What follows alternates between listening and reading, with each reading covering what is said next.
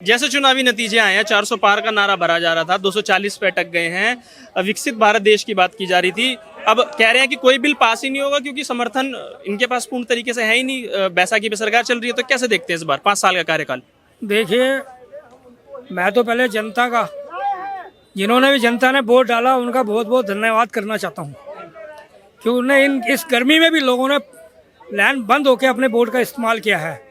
पर जहाँ से ये लोग हारे हैं, यूपी से ज़्यादातर सीटें हारे हैं लोकसभा की, मैं तो यही कहना चाहता हूँ कि वहाँ की जनता को एक बहुत तरह से वहाँ की सोशल मीडिया ने भी और वहाँ के इन नेताओं ने, कांग्रेस के जो राहुल है और इन्होंने भी और उनके और नेताओं ने भ्रमित किया है कि अगर 400 पार आया तो संविधान को बदल डालेंगे और सीए लागू कर देंगे, आपके ऊपर अलग से ये कानून बनाएंगे जिसके कारण योगी को भी ये हटा देंगे।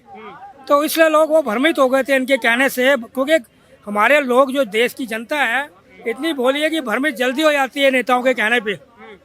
तो कुछ जातिवाद का भी समस्या रहा, कुछ इन लोगों को बरगलाने की कोशिश करी, पर कुछ वहाँ पर एडमिनिस्ट्रेशन जो था चाहने वाले, कुछ विपक्ष के लोग थे, भारी मीडिया ने भी साथ दिया उनका, भारी जो विदेशी है तंत्र जो भारत को खुशहाल देखना नहीं चाहते उसका भी असर पड़ा वहाँ पर। तो कहने का मतलब है, इतने होने के बावजूद भी जो एनडीए आई थी बहुमत की सरकार नहीं बना सकी, यहाँ तक कि काफ़ी दूर रही, छू भी नहीं पाई। पर अकेली बीजेपी और मोदी एनडीए की सरकार थी, उन्होंने इतनी संख्या में बल प्राप्त किया, जीत किया, तो मोदी जी ने उनका सबको धन्यवाद किया है, सबकी सराहना करी है और गारंटी दी है मैं जो काम मेरे रुके हुए थे उस काम को सुचारू रूप से करूंगा। और देखिए मजे की बात, चुनाव से पहले आपस में इनका एग्रीमेंट हुआ था, उन्होंने सबका मोदी का समर्थन किया है, मोदी का साथ दिया है। उस चीज को कोई भी विपक्ष वाले नहीं कहते। उड़ीसा में, जहाँ पर उड़ीसा का राज हुआ करता था, जहाँ बीजेपी का राज आ गया, जहाँ पर आंध्रा में नहीं होता था वहाँ पर बीजेपी का राज आ गया, जहाँ केरला था वहाँ भी इसका असर हुआ, उसको कोई विपक्ष वाला नहीं कहता है। बस यही फैलाता है, यही गुमराह करता है लोगों के बीच में कि देखिए ये हार गए हैं। अरे भाई, जो हार के जीता वही सिकंदर, उसी की सरकार बनेगी। वो 9 तारीख को शपथ ले रहे हैं मोदी जी को, पूरी जनता का, पूरे 144 करोड़ का आशीर्वाद उनको मिलेगा। अच्छा, क्या नाम अंकल जी? यशवंत सिंह। कैसे देखते हैं इस बार जिस तरीके से चुनावी रिजल्ट आए हैं? विपक्ष यही कह रहा है कि तानाशाही जो चल रही थी देश में, जनता ने उसको अब नकार दिया, बदलाव की तरफ वोट हुआ है। तो जिस एनडीए की सरकार आई है और ऐसे बयान को कैसे देखते हैं?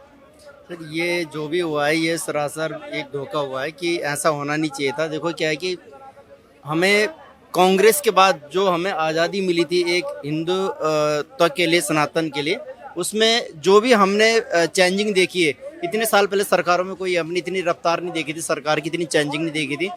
गिनवाने के लिए तो बहुत सारे काम हैं, मुद्दे बहुत सारे हैं, पर ये जो विकास की राजनीति, इस विकास की राजनीति को रोका गया है। और इस पे रोकने के बहुत सारे कारण रहे हैं कि बहुत सारे लोग ऐसे भी जिन्होंने देखते हुए उन्होंने अंदाज किया और उस सरकार की साइड भागे, जिस सरकार से उनको आज से बहुत साल पहले भी कुछ नहीं मिला और आने वाले समय में भी कुछ नहीं मिलने वाला। ये कहना है कि इस बार जो वोट डाला गया वो विकास को देख के वोट नहीं डाला गया, जातिगत जो समीकरण थे वो चल गए हैं विपक्षी पार्टियों के लिए। सर देखो, विपक्षी पार्टी ने लोगों को गुमराह कराया, लोगों को झूठ फैलाया, गुमराह कराया कि सरकार आएगी तो ये तुम्हारे क्या बोलते हैं, लोकतंत्र को खत्म कर देगी, सीआईए, हाँ, संविधान को खत्म कर देगी, सीआईए कर देगी, एनआरसी, मतलब हाँ, बहुत सारे आरक्षण के विरोध लोगों को भड़काया गया, लोगों को ये बोला गया कि नहीं ये सरकार सही है किसी भी तरह से। मतलब हर जगह ऐसे ऐसे बैठे हुए जिसमें ये साफ साफ बोल दिया गया कि किसी भी तरह से हमें मोदी जी को रोकना है, मोदी जी को आने नहीं देना है। अब ये आज वो लोग उस क्षेत्र, जैसे कि आपको पता है कि यूपी सबसे बड़ा राज्य है पूरे हिंदुस्तान के अंदर, आज यूपी के लोग इस चीज़ को आने वाले समय में पछता रहे हैं खुद इस चीज़ को, और पछताएंगे भी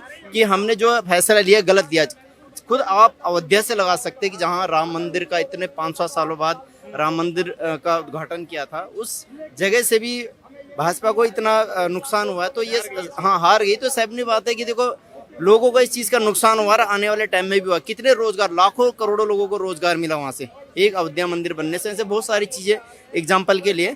पर ये जो इस टाइम जो हुआ, इस चीज़ के लिए हम इसके मतलब विपक्ष के लिए ये कहेंगे कि लोग गुमराह किए गए और लोग गुमराह की तरफ गए हुए हैं। अच्छा, जिस तरीके से राहुल गांधी अब कह रहे हैं कि जनता अब बदलाव चाह रही है। इस बार जनादेश दिया है, 99 सीटें आई हैं। अब शेयर बाजार को लेके भी जब इन्होंने आरोप लगा दिया है भारतीय जनता पार्टी पर कि बहुत बड़ा स्कैम हुआ है शेयर बाजार में, तो एक तरीके से जो झूठ फैलाने की राजनीति चल रही है। प्रधानमंत्री मोदी खुद कहते हैं कि झूठ बोला गया है, भ्रम फैलाया गया है। तो कहाँ कमी रह गई आपको लगता है कि बीजेपी के चुनाव लड़ने में कहाँ कमी रह गई? घमंड उनको लेके चला गया। उन्होंने 400 बोला था कि कहीं 300 ना आ जाए, 300 तो आ ही जाएंगे। क्या वो घमंड की वजह से इस बार ये हुआ? जो नहीं सर, इसको घमंड तो नहीं कहेंगे। देखो 400 पार का नारा ऐसा होता है कि अगर मैं भी अपने एक टारगेट बनाता हूं अपने आप को सक्सेसफुली करने के लिए, तो मैं मैक्सिमम नारा लेके चलता हूं। 400 पार का ये था, 400 पार बोलेंगे तो कम से कम 300 आएंगे, क्योंकि आज के टाइम पे क्या आपकी देखो जो कार्यकर्ता है रोड पे जो काम कर रहे हैं, उनके अंदर एक ऊर्जा भरी गई थी कि आप अपने अच्छे ढंग से काम करेंगे तो हम 400 पार का नारा लेके चलेंगे तो कम से कम हमें 300 तो मिल ही जाएंगे। पर जो ये भड़काऊ की राजनीति रही है, लोगों को गुमराह किया गया, उसकी वजह से सारी चीज़ें रोकी गई हैं और सारी चीज़ें हुई है। पर अभी भी अगर हम कहते हैं कि पुनः प्रधानमंत्री जी शपथ लेंगे 9 तारीख को और वो दोबारा अगर वो आते हैं तो डेफिनेटली बात है उनके जो रुके हुए काम है वो सुचारू रूप से चलेंगे। उन्होंने तो पहले भी जो मुद्दे लेकर गए थे आज भी उसी मुद्दे पर काम करेंगे। वो किसी धर्म के प्रति नहीं है, किसी जाति उति के प्रति नहीं है। उनका सिर्फ काम है कि विकास और विकास और विकास। अच्छा, जिस तरीके से सर ने कहा कि सभी धर्मों को साथ लेके चला जाएगा, इस बार भी रामपुर का वो जिला जहां पर 532 प्रधानमंत्री आवास योजना के तहत मकान दिए गए, 2300 वोट पड़े, एक वोट भी बीजेपी को नहीं मिला। कैसे होना चाहिए? कहाँ की बात है ये? रामपुर उत्तर प्रदेश की। मेरा नाम रविंद्र आर्य, मेरठ उत्तर प्रदेश का रहने वाला हूँ। मेरे उत्तर प्रदेश में एक कहावत है जो बड़े लोगों की कि कुत्तों को देसी घी हजम नहीं होता। सही बोलिए। सुन रहे मेरी बात? तो भैया वे जिनको अतीक जैसे गुंडों से मुक्ति दिलाई, अंसारी जैसे आतंकवादी से मुक्ति दिलाई, तो भैया आज उनको वे 1 लाख रुपए में बिक गए, 8,500 रुपए प्रति महीने में बिक गए। सुन तो लो, उनमें ही बिक गए। एक दलित जिसका सम्मान के लिए आज तक कांग्रेस ने एक कदम नहीं उठाया, दलित का दुरुपयोग किया गया। अगर किसी ने उस दलित को सम्मान दिया तो वो मोदी जी ने दिया। अंबेडकर भवन बना करके दलित को आगे बढ़ाने का काम किया। तो कहीं ना कहीं लोगों को बहकाया गया, झूठ बोला गया और उसका परिणाम आने वाले समय में बहुत जल्दी में मिलने वाला है। आपने कहा दलितों के लिए इतना सब कुछ किया है बीजेपी की सरकार ने, तो खबर यही है, खबर सुनिए सवाल, खबर यही है कि इस बार का जो दलित वोट है वो बीएसपी पर भी नहीं गया, मायावती को भी नहीं दिया। एक तरफा दलित वोट समाजवादी पार्टी के लिए डाला गया है। तो क्या लगता है जो आरक्षण को लेकर बरगलाया गया, इस वजह से एससी वोट जो है वो बट गया इस बार? भैया मैं दलित को ही नहीं कह रहा हूँ, मैं उस मुस्लिम को भी कह रहा हूँ जिन्होंने सारी सुविधा ली, लेकिन मैं उसी मुस्लिम को लेकर के कह रहा हूँ जिन्होंने कल धोखा दिया हमें। मैं उसी को कह रहा हूँ, देसी घी कुत्ते को हजम नहीं होता। इनको कितना ही खिला लो, कितना ही पिला लो, लेकिन ये वही जिहाद का जिहाद रहेगा। ये सच्चाई है कि कितना ही बदल, कितना ही कर लो इनके लिए क्या नहीं किया गया। इन महिलाओं के लिए 3 तलाक से मुक्ति दिलाई, जिससे ये परेशान थी, पीड़ित थी।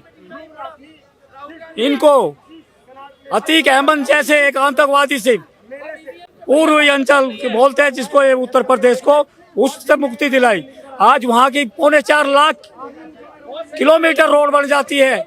एम्स दिए गए इनको, स्वास्थ्य में काम किया गया, इतने इंजीनियर कॉलेज खोले गए, इतने स्वास्थ्य कॉलेज खोले गए, विश्वविद्यालय चिकित्सा कॉलेज खोले गए। लखनऊ में अटल बिहारी विश्वविद्यालय चिकित्सा कॉलेज खोल गया। मैं ये कह रहा हूँ कि वाकई कुत्तों को देसी घी हजम नहीं होता। तो आप वही कह रहे हैं कि विकास इतना हुआ उसके बाद भी वोट नहीं डला। तो आखिरी सवाल अब मेरा यही होगा कि जिस तरीके से गठबंधन की सरकार है, यूसीसी चाहे धर्म के आधार पर आरक्षण हो, मोदी जी ला पाएंगे, देश को आगे बढ़ा पाएंगे? मेरा बात सुनिए, जिन लोगों की ऐसी सोच थी कि मोदी जी का रास्ता रोक देंगे और कदम लड़खड़ा देंगे, ऐसा मोदी जी का कुछ नहीं होगा। उत्तर प्रदेश में बुलडोजर भी चलेगा, भ्रष्टाचार भी वहीं बंद होना है जहाँ बंद होता आ रहा है।